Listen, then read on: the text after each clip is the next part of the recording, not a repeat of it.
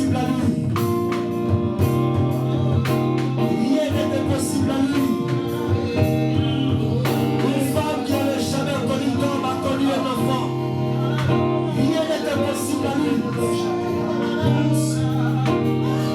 Son amour brise les codes. Son amour brise les protocoles. Rien n'est impossible à laver.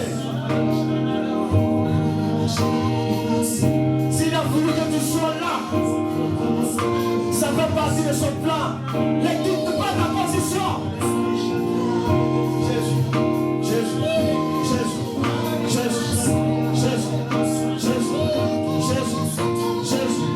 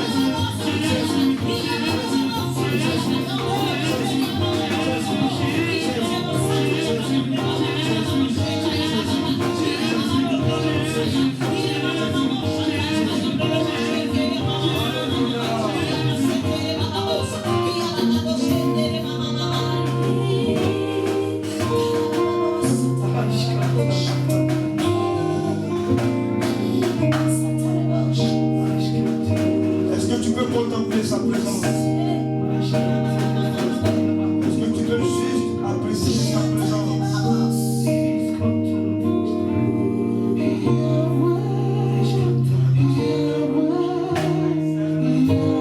Est-ce que tu peux apprécier sa présence? Je ne sais dans quel état tu es rentré ici. Mais laisse-le te faire du bien.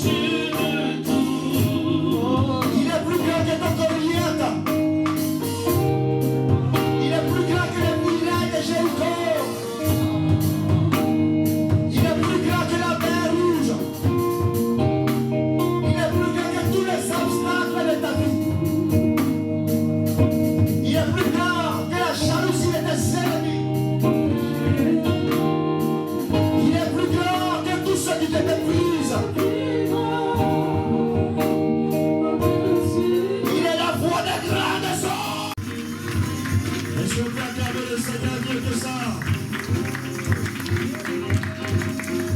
Est-ce qu'on peut acclamer le Seigneur mieux que ça? Est-ce qu'on peut pousser les cris de joie mieux que ça? Alléluia. Est-ce que quelqu'un a sa Bible? Est-ce qu'il y a quelqu'un qui a sa Bible? Alléluia. Merci. Merci. Merci pour le musical. Alléluia.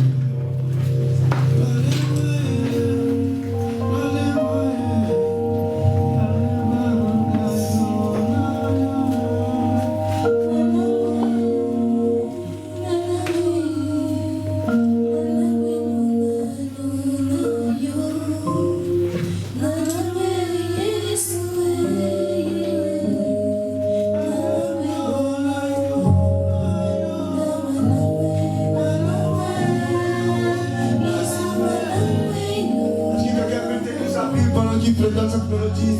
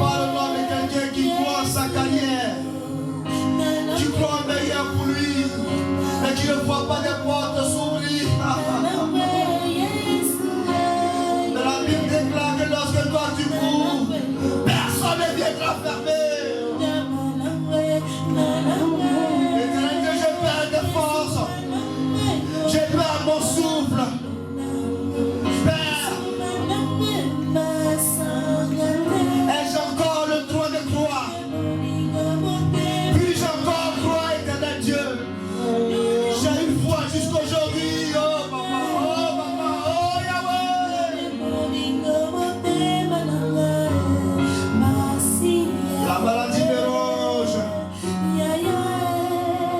Les médecins ont dit que je vais vivre avec toute ma vie. Mais pendant 12 ans, une femme a perdu du sang.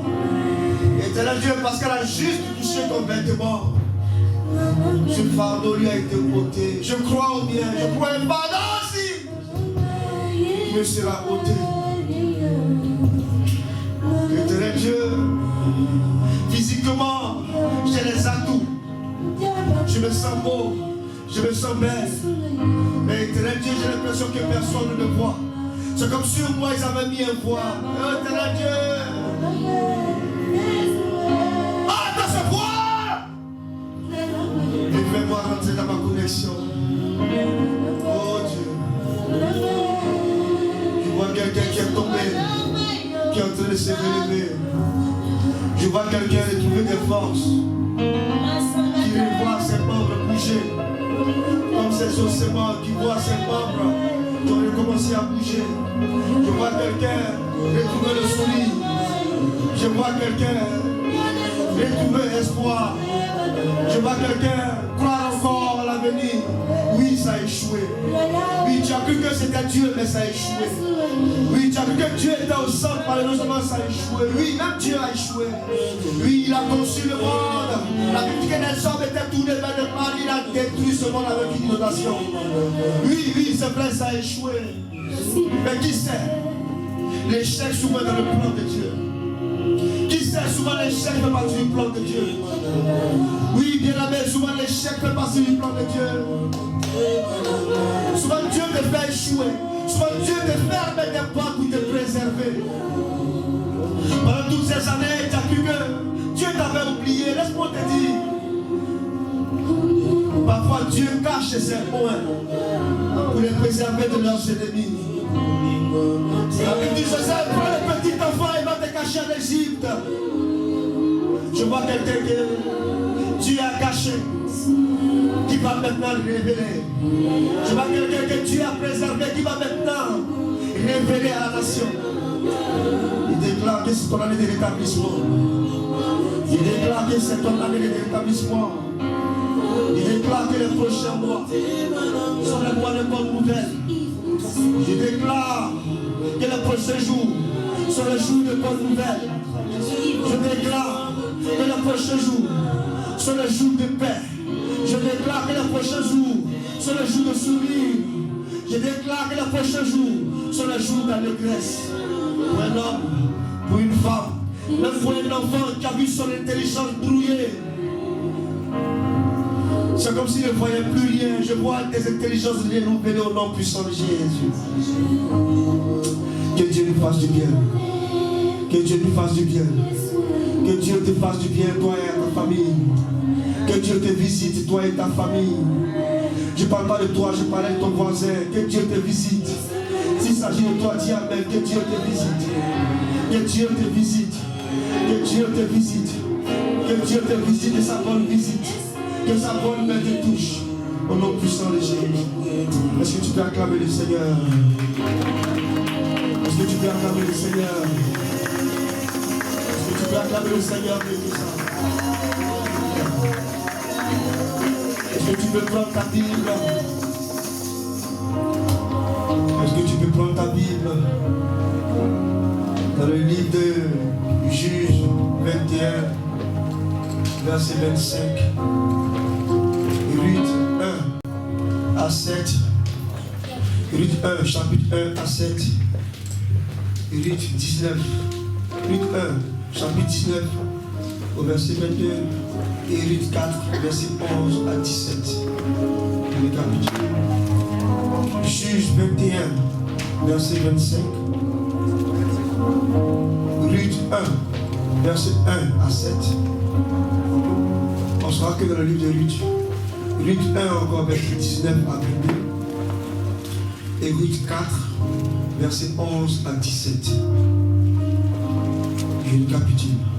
Juge 21, verset 25. Ruth 1, verset 1 à 7. Ruth 1, verset 19 à 22. Ruth 4, verset 11 à 17. Alléluia. Désolé, j'ai pas pu Désolé la régie, j'ai pas pu attendre. Envoyez mes versets pour pouvoir les positionner. Vous savez, lorsque tu prépares une exhortation, il y a des fois où tu reçois la parole, la sémence un peu rapidement. Il y a des moments aussi où Dieu, voilà, prend son temps. Donc il fallait que je sois d'abord avant de passer le message. Est-ce que tout le monde l'a retrouvé? Est-ce que tout le monde l'a trouvé? Juge 24. C'est bon? Oh. Juge 21, verset 25. Est-ce que je peux lire? Juge 21, se tient debout pour honorer la parole de Dieu. Juge 21, verset 25. La Bible dit, en ce temps-là, il n'y avait point de roi en Israël. Chacun faisait ce qui lui semblait bon. Amen. Ruth 1, verset 1 à 7. Du temps des juges, il y eut une famine dans le pays. Un homme de Bethléem de Juda partit avec sa femme et ses 2 fils pour faire un séjour dans le pays de Moab. Le nom de cet homme était Elimelech. Celui de sa femme était Naomi. Et ses 2 fils s'appelaient Machlon et Kiljon. Ils étaient Éphratiens de Bethléem et de Juda. Arrivés au pays de Moab, ils y fixèrent leur demeure. Elimelech, mari de Naomi, mourut. Et elle resta avec ses 2 fils. Il prit des femmes moabites, dont l'une se nommait Orpa et l'autre de Ruth. Et ils habitaient là environ 10 ans. Machlon et Kiljon moururent aussi, tous les 2. Et Naomi resta privée de ses 2 fils et de son mari. Puis elle se leva, elle et ses belles-filles, afin de quitter le pays de Moab. Car elle apprit au pays de Moab que l'Éternel avait visité son peuple et lui avait donné du pain. Elle sortit du lieu qu'elle habitait accompagnée de ses 2 belles-filles et elle se mit en route pour retourner dans le pays de Juda. Verset 19 au verset 22. Elles firent ensemble le chemin. Elles firent ensemble le voyage jusqu'à leur arrivée à Bethléem. Et lorsqu'elle entrait à Bethléem, toute la ville fut émue à cause d'elle. Et les femmes disaient, est-ce Naomi? Elle leur dit, ne m'appelez pas Naomi, appelez-moi Mara. Car le Tout-Puissant m'a rempli d'amertume. J'étais dans l'abondance à mon départ. Et l'Éternel me ramène les mains vides.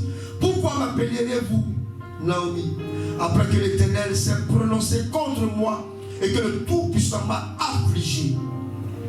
Ainsi, revint du pays de Moab Naomi et sa belle-fille, Ruth la Moabite. Elles arrivèrent à Bethléem au commencement de la moisson d'orge. 11 à 17. C'est bon, on a tout lu, hein? Oui, c'est ça. Naomi dit, retournez mes filles, pourquoi viendriez-vous avec moi? Ai-je encore dans mon sein des fils qui puissent devenir vos maris? Retournez les filles, allez, je suis trop vieille pour me remarier. Et quand je dirais, j'ai de l'espérance, quand je disais, quand cette nuit même je serai avec un mari et que j'enfanterai un fils, attendriez-vous pour cela qu'il eusse grandi? Refuseriez-vous pour cela de vous marier? Non, mes filles, car à cause de vous, je suis dans une grande affliction de ce que la main de l'Éternel s'est étendue contre moi. Et elle élevait la voix et pleurait encore. Orpa baisa sa belle-mère, mais Ruth s'attacha à elle. Naomi dit à Ruth, voici ta belle-sœur. Elle retournait vers son peuple et vers ses dieux. Retourne comme ta belle-sœur. Ruth répondit, ne me presse pas de te laisser, de retourner loin de toi. Où tu iras, j'irai. Tu demeureras, je demeurerai. Ton peuple sera mon peuple, ton Dieu sera mon Dieu. Où tu mourras, je mourrai. Où tu seras enterré, je serai éternel, enterré. Que l'Éternel me traite dans toute sa rigueur. Si autre chose que la mort vient à me séparer de toi. Le chapitre 4, verset 11 à 17. Chapitre 4, verset 11 à 17. Tout le peuple qui était à la porte et les anciens dirent: nous en sommes témoins que l'Éternel rende la femme qui entre dans ta maison semblable à Rachel et à Léa, qui toutes les deux ont bâti la maison d'Israël. Manifeste ta force dans Ephrata et fais-toi un nom dans Bethléem. Puisse la prospérité de l'Éternel, que l'Éternel te donnera par cette jeune fille, rendre ta maison semblable à la maison de Pélé, et qui fut enfanté Judas par Tamar. On va le dire pendant le verset 17, on ne prie pas le temps.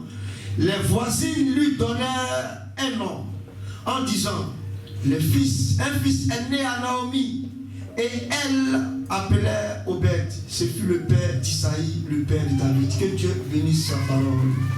Que Dieu bénisse sa parole. Que Dieu bénisse sa parole. Alléluia.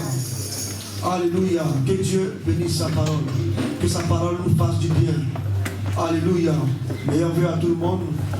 Pour ceux que je n'ai pas pu voir, il y en a avec qui on a pu échanger, mais il y en a avec qui on n'a pas pu échanger. Mes vœux de bonheur, mes vœux de prospérité, que la bonne main de notre Dieu soit avec vous. Le dimanche passé, on a tous connu le thème du mois, l'année du rétablissement. L'année du rétablissement. On ne sait pas ce qui a été déplacé, on ne sait pas ce qui a été enlevé, on ne sait pas pour qui. Est-ce que quelque chose a été ôté?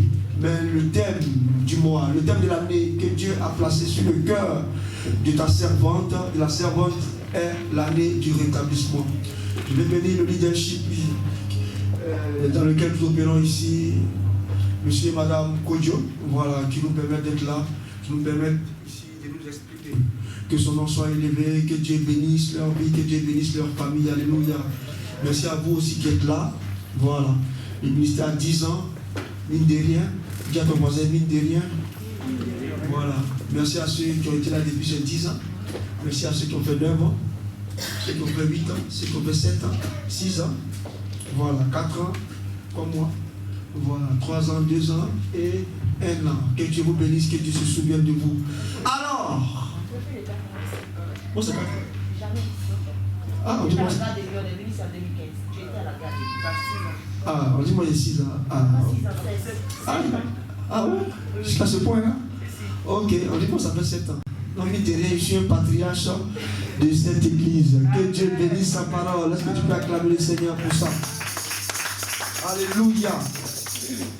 Oui, il est important d'en parler parce qu'on sait tous comment est-ce qu'on est venu ici, on sait tous. Voilà, on est venu ici les poches vides, on est venu ici sans rien. Mais quand tu regardes, quand tu fais le point, tu te rends compte que jusqu'ici, l'Éternel nous a secourus. Alors, mon thème, le thème que tu as mis sur mon cœur, c'est les enfants de la maison. Les enfants de la maison. En fait, je ne sais pas, mais s'il y a quelqu'un ici qui n'est pas chrétien, ce message ne te concerne pas. Ce n'est pas un message pour évangéliser, c'est un message qui s'adresse aux enfants de la maison. J'appelle les enfants de la maison, les enfants de la maison de Dieu, les enfants dits enfants de Dieu, les chrétiens. Donc c'est un message, voilà, que je dédie aux enfants de la maison. Voilà, c'est pas pour ceux qui ne connaissent pas Jésus, c'est pour un enfant qui connaît Jésus.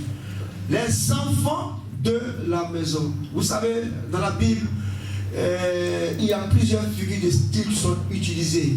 Mais si vous remarquez, pour la plupart, Dieu aime nous parler à travers des histoires. En littérature, on dira à travers une figure de style qu'on appelle la narration. Alors, la narration, pourquoi? J'ai compris que, en fait, la vie de chaque personne est une histoire, en fait. Chaque homme, quel que soit qui tu es, est une histoire qui peut bénir quelqu'un. C'est une histoire qui peut enseigner quelqu'un. C'est une histoire qui peut, en tout cas, faire du bien à quelqu'un. Alléluia. Et j'ai appris aussi que avec Dieu, il n'y a pas de hasard. Il n'y a vraiment pas de hasard. Chaque virgule, chaque mot placé dans la Bible a un enseignement derrière. Et même la juxtaposition des livres dans la Bible a une histoire, a une révélation particulière. Je demande au Saint-Esprit de t'enseigner, tu verras que, voilà, tu vas comprendre que rien n'est fait au hasard. L'histoire de Genèse relate un peu l'histoire de la construction, l'histoire de la création du monde. Dieu va planter les bases. Dieu va créer à travers la parole. On va connaître les premiers hommes. Dieu va nous montrer, en tout cas, sa conception de la vie. Dieu voulait se voir à travers quelqu'un. Il va créer un homme. Il va créer un environnement où il va le mettre dans le livre de Genèse. Mais cela ne va pas marcher. Après, on va voir Adam qui va chuter. Voilà, on va voir le premier meurtre à travers Caïn et Abel. Voilà, on verra, on a vu qu'en cette époque-là, voilà, le cœur des hommes était tourné vers le mal et que Dieu a décidé de détruire ce monde. On va connaître la première fin du monde avec l'inondation. Et le célèbre Noé qui va préserver les espèces et les espèces humaines. C'est bizarre, une histoire de jardin. Dans le jardin, Adam est tombé. Dans le jardin aussi, Noé va tomber. Après un grand exploit, il va se retrouver dans son champ de vie, ivre. Et on connaît tous la suite.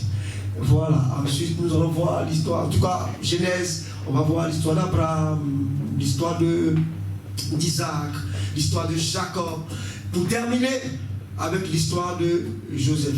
Voilà l'histoire de Joseph. Joseph en Égypte, bien évidemment, on connaît tous l'histoire de Joseph qui s'est terminée en Égypte. La Bible dit qu'il va voir un pharaon qui va se retrouver à la tête de l'Égypte et qui ne va pas reconnaître le peuple de Joseph. Qui ne va pas reconnaître ce que Joseph a fait. Vous savez, tu vas beau faire ce que tu es, ce que tu as fait. Il y a des gens qui ne te seront pas du débat. Il y a des gens qui vont te dire, franchement, voilà, c'est avec mon grand frère qui l'a traité. C'est avec mon père qui l'a traité. C'est avec mes ancêtres qu'ils ont traité. Mais nous, on ne reconnaît pas cela. Les traités qu'ils ont signés avant, nous, ça ne nous concerne pas. Les choses ont évolué. Voici Israël qui va se retrouver dans l'esclavage.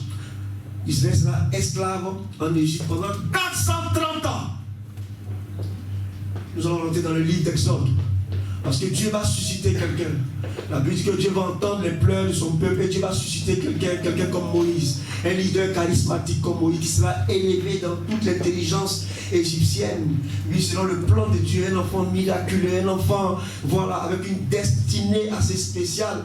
Un monsieur qui va vraiment marquer la Bible.